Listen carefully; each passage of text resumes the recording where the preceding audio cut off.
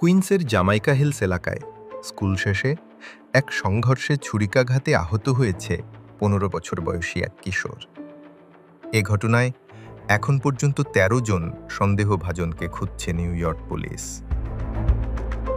বুধবার বিকেল ২টা ১৫ মিনিটে 160 স্ট্রিট ও হিলসাইড অ্যাভিনিউয়ের সংযোগস্থলে একদল কিশোরের মধ্যে ঝগড়া শুরু হয়। সংঘর্ষের সময় তারা ওই কিশোরকে ঘিরে ফেলে, তাকে লাথি ও ঘুষি মারতে থাকে এবং তার পায়ে থাকা দামি স্নিকার্স ছিনিয়ে নেয়। এরই মধ্যে আরেকজন কিশোর তাকে বারবার ছুরিকাঘাত করে। পুলিশ জানায় ওই স্নিকার্সটির মূল্য ছিল প্রায় $৩৪০। আহত কিশোর ছিল হিলক্রেস্ট হাইস্কুলের ছাত্র। তাকে দ্রুত জামাইকা হাসপাতাল ও মেডিকেল সেন্টারে নেওয়া হয়। বর্তমানে আশঙ্কাজনক অবস্থায় চিকিৎসাধীন আছে সেই কিশোর। ঘটনার পরপর সংঘর্ষে জড়িত বাকি কিশোররা সবাই পালিয়ে যায়।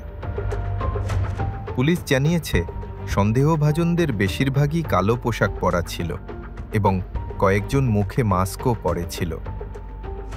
যে কেউ এই ঘটনার বিষয়ে তথ্য দিয়ে পুলিশকে সহায়তা করতে পারবেন, সেক্ষেত্রে NYPDর ক্রাইম স্টপার্স হটলাইনে ফোন করতে পারবেন।